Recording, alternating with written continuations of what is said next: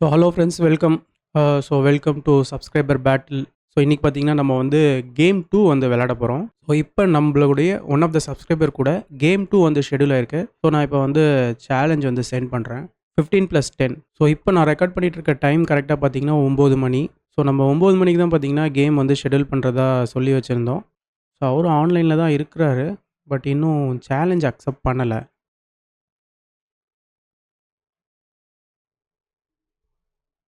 Okay. Game வந்து start ஆயிடுச்சு. Challenge வந்து அக்செப்ட் பண்ணிட்டாரு. E4 D5.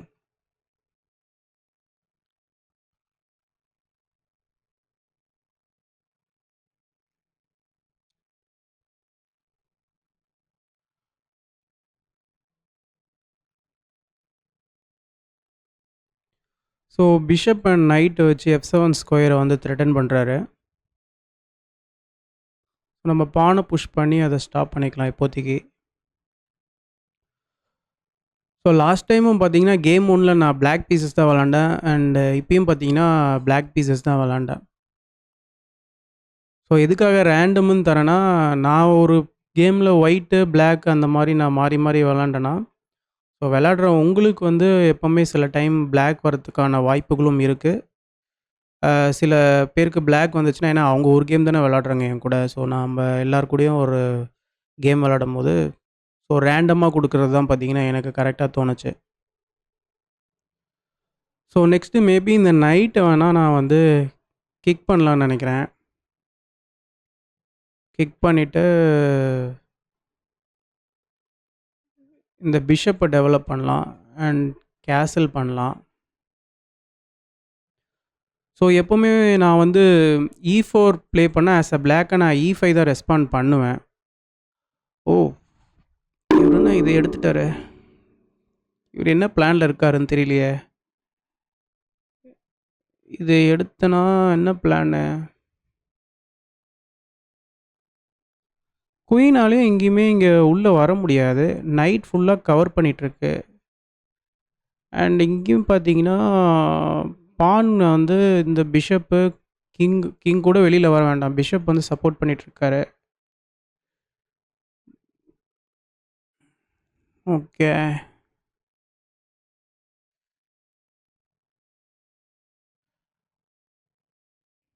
இப்ப நான் எண்ட் பெர்சன்ட் ப்ளே பண்ணலாமா? திருப்பி குயின் இங்க வரும். ஆ குயின் வந்ததுக்கப்புறமா ஓகே. மேபி குயின வச்சு எடுத்தாருன்னா, குயின் எக்ஸ்சேஞ்ச் பண்ணிக்கலாம். பிஷப் வச்சு எடுத்தாருன்னா, ஆம் நான் பிஷப் E7 ப்ளே பண்ணிக்கலாம்.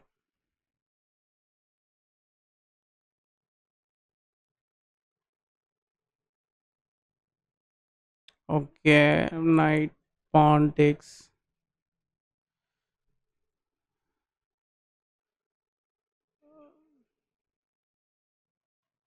பான் டேக்ஸ் பானு, திருப்பி குயின் டேக்ஸ் பானு.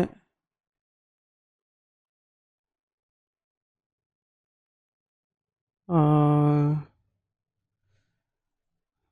பிஷப்பு E7ல போட்டோம்னா, ஓகே மேபி அவருடைய ஐடியா வந்து இங்க வந்து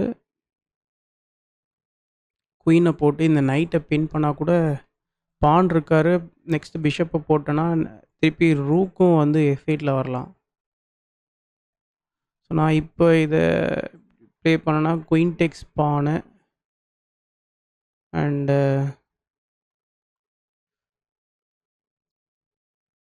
என்ன ஆகும்? அவருக்கு பொசிஷன் வந்து ஓப்பன் ஆயிடும். பொசிஷன் ஓப்பன் ஆச்சுன்னா, ஏன்னா என்னுடைய கிங் வந்து கேசல் பண்ண முடியாது. என்னால ஆர்ட்டிஃபிஷியலா தான் கேசல் பண்ண முடியும். பொசிஷன் ஓப்பன் ஆச்சுன்னா, மேபி அவர் கேசல் பண்ணிட்டாருன்னா, குயின் ரூக்குக்குலாம் ரொம்ப ஈஸியா போயிடும். நெக்ஸ்ட்டு நைட்டே கூட அவர் வந்து மூவ் பண்ணலாம். ம்.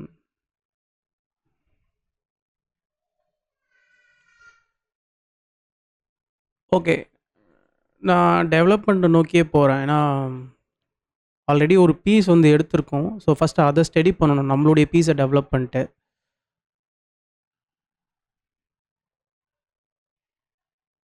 Maybe next rook F8 play பண்ணிட்டு கிங்க G8ல போட்டுடலாம். ஒரு ஆர்ட்டிஃபிஷியலான கேசல். இல்லையா? கிங்க இங்கே போட்டுடலாம் நம்ப.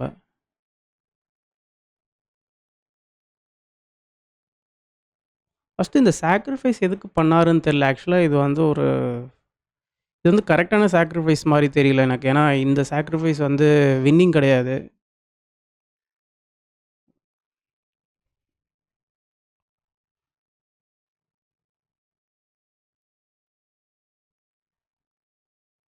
ஸோ இந்த மாரியான சாக்ரிஃபைஸ் வந்து நம்ப பிளிட்ஸு இல்ல புல்லட்ல பண்ணலாம். டக்கு டக்குன்ட்டு. அப்போ பண்ணும்போது உங்களுக்கு வந்து ஆ டைம் ப்ரெஷர் குடுக்கலாம். ஸோ இந்த மாரி ஏதாவது ஐடியாஸ்லாம் இருக்கும் உங்களுக்கு. பட் இது வந்து லாங் ஃபார்மேட் கேம்ல பார்த்தீங்கன்னா, அந்த அளவுக்கு ஒர்க் அவுட் ஆகாதுன்னு எனக்கு தோணுது. இந்த இடத்துல இப்ப அவருக்கு இந்த பான் மட்டும் இல்லன்னு வச்சுக்கோங்களேன், இந்நேரத்துக்கு நான் வந்து இந்த பான் போயிருக்கும். குயின் வந்து உள்ள பூந்திருப்பாரு.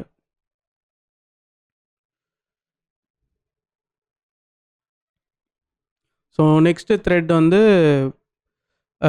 பிஷப் டேக்ஸ் B2 இங்க ஒரு த்ரெட் இருக்கு. அத ஒரு நோட்டீஸ் பண்ணணும். அவரு ஓகே அத விட்டுட்டாரு. கம்ப்ளீட்டா அத விட்டுட்டாரு பாருங்க. ஆ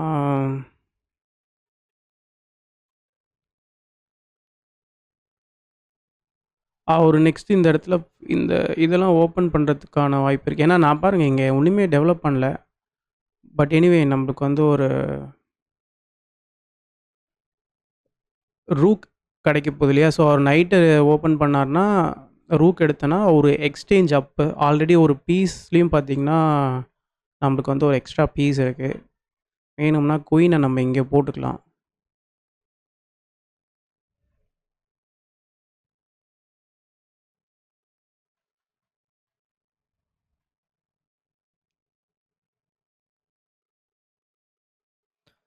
ஸோ ஆக்சுவலா பார்த்தீங்கன்னா, நம்ம வந்து இந்த மொபைல்ல வந்து கேமரா யூஸ் பண்ணிட்டுருப்பேன். ஒரு ஆப் மூலியமா. இப்ப சடனா அந்த ஆப் வந்து ஏதோ வேலை செய்யல. அதனால லேப்டாப்ல வெப்கேம் யூஸ் பண்றேன். அதனால தான் மேபி கேமரா குவாலிட்டி உங்களுக்கு வந்து கொஞ்சம் டல்லா தெரியும். ஆ ஸோ இது கேம் வந்து ஆஸ் பர் ஷெட்யூல் நம்ம டைம்க்கு விளையாடணும் இல்லையா? அதனால இதெல்லாம் சரி பண்றதுக்கு எனக்கு டைம் இல்ல. ஸோ டக்குன்னு நான் என்ன பண்ணிட்டேன், லேப்டாப்ல என்னுடைய வெப்கேம வந்து ஆன் பண்ணிட்டேன். ஸோ இப்ப இந்த இடத்துல வந்து இந்த ரூக் எப்படி இருந்தாலும் போயிடும். ஸோ நெக்ஸ்ட் அவரு நைட்ட வந்து ஓப்பன் பண்ணணும். நைட் ஓப்பன் பண்றாரு. ஓகே. இப்ப திருப்பி வந்து rook tax bishop.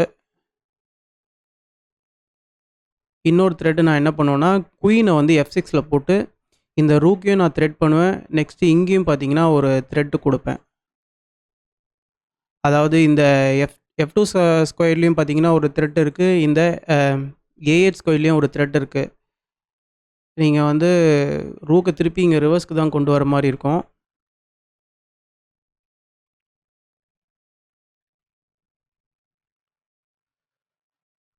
O my God! கொண்டு வரலையா? செக்கு அவரு வந்து இந்த பானுக்கு ஏம் பண்றாரு பாருங்களேன். ஆக்சுவலா வந்து என்ன த்ரெட் இருக்குன்னு நம்பளுக்கு என்ன த்ரெட் இருக்குன்னு ஃபர்ஸ்ட்டு பார்க்கல அவரு. அவரு வந்து என்னுடைய இந்த பானுக்கு வந்து 2 அட்டாக் வந்து ட்ரை பண்ணாரு. அப்படியும் பார்த்தீங்கன்னா, குயின், பிஷப் இங்க வந்து இருக்கு. ஓகேங்களா? ஸோ இப்ப செக்கு. நெக்ஸ்ட் இந்த ரூக் வந்து போயிடும். அநேகமா இது வந்து செக்மேட்ன்னு நெனைக்கிறேன். ஸோ பார்த்தீங்கன்னா, கேம் வந்து ரொம்ப ஷார்ட்டா முடிஞ்சிருச்சு. பட் எனிவே ஸ்டில் அ இந்த கேம் வந்து அந்த அளவுக்கு பெருசா டஃப்பா போல. ஓப்பனிங்லயே பார்த்தீங்கன்னா, அவரு வந்து ஒரு பீஸ வந்து சாக்ரிஃபைஸ் பண்ணாரு. ஸோ அதுதான் பார்த்தீங்கன்னா, முக்கியமான காரணம். அண்ட் அவருடைய ரூக்கையும் வந்து இங்க விட்டுட்டாரு. ஸோ இந்த ஒரு முக்கியமான ரீசனால தான் பார்த்தீங்கன்னா, நம்பளுக்கு இந்த கேமு வின் பண்ணுறதுக்கு ரொம்ப சுலபமா இருந்துச்சு. ஸோ இப்போ நான் வந்து ஜஸ்ட் அனாலிசிஸ் போர்ட ஓப்பன் பண்ணிட்டு, குயிக்கா ரன் த்ரூ பண்ணிடுறேன். முடிச்சுட்டு நம்ம இந்த வீடியோவ முடிச்சுக்கலாம். ஓகேவா?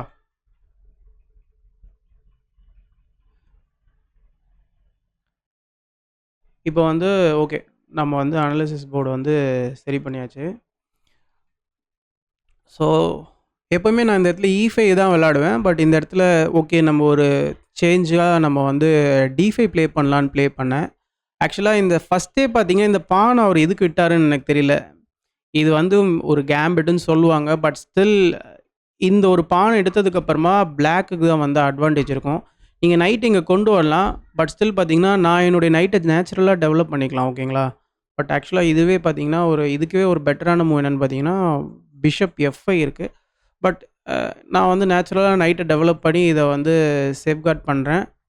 அவரு திருப்பி பிஷப் எடுத்துட்டு வந்து இங்க இது பண்றாரு. ஓகேங்களா? ஸோ நான் திருப்பி என்னுடைய பான வந்து புஷ் பண்ணி அத இது பண்ணிடுறேன்.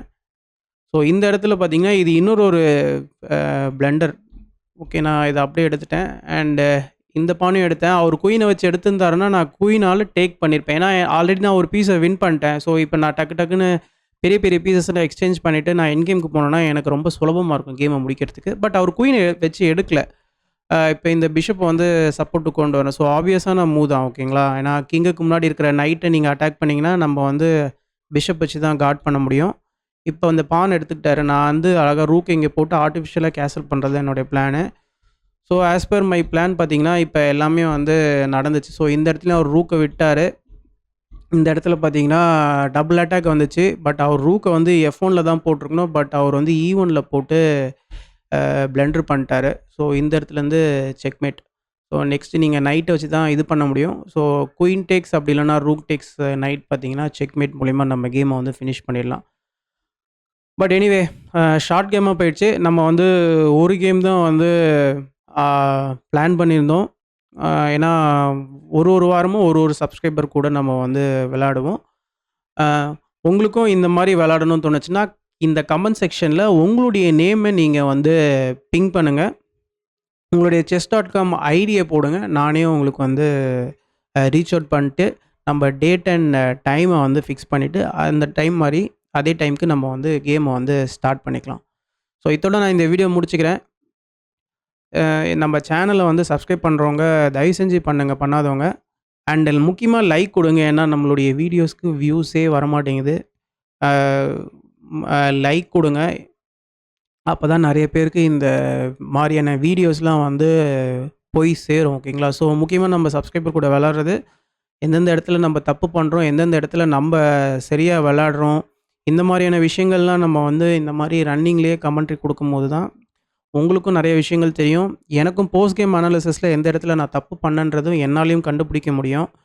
ஆ இது லாங் ஃபார்மேட்ன்றதுனால, ஓரளவுக்கு என்னால பேசிட்டு விளையாட முடியும். அதனால தான் பார்த்தீங்கன்னா, இத வந்து நான் லைவ் ஸ்ட்ரீம்ல போடாம, ரெக்கார்டும் பண்ணிட்டுருக்கேன். ஆல்ரெடி உங்ககிட்ட சொன்ன ரீசன். ப்ளஸ் லேகிங்கும் நம்மகிட்ட பிரச்சனை இருக்கிறதுனால, இந்த மாரி பண்றதுனால, ஸோ என்னாலயுமே பார்த்தீங்கன்னா, ஓரளவுக்கு ஃபோக்கஸ்டா விளையாட முடியும். உங்களாலயுமே பார்த்தீங்கன்னா, ஃபுல் ஃபோக்கஸ்டா விளையாட முடியும். ஓகேங்களா? ஸோ இது கேம் 2 முடிஞ்சிருச்சு. ஸோ அடுத்தது கேம் 3 யார் விளையாடுறதுக்கு விருப்பம் இருந்தாலும், கமெண்ட் செக்ஷன்ல உங்களுடைய பேரு இல்ல chess.com ஐடிய நீங்க மென்ஷன் பண்ணுங்க. உங்கள ரீச் அவுட் பண்றேன். அப்படி இல்லன்னா என்னுடைய இந்த chess.com ஐடியில நீங்க என்ன ரீச் அவுட் பண்ணுங்க. நான் ரிப்ளை பண்ணுவேன். டேட் அண்ட் டைம் ஃபிக்ஸ் பண்ணிட்டு நம்ம விளையாடலாம். ஃபைனலா சைன் ஆஃப் பண்ணிக்கிறேன். Thank you. டாடா. Take care. Bye by.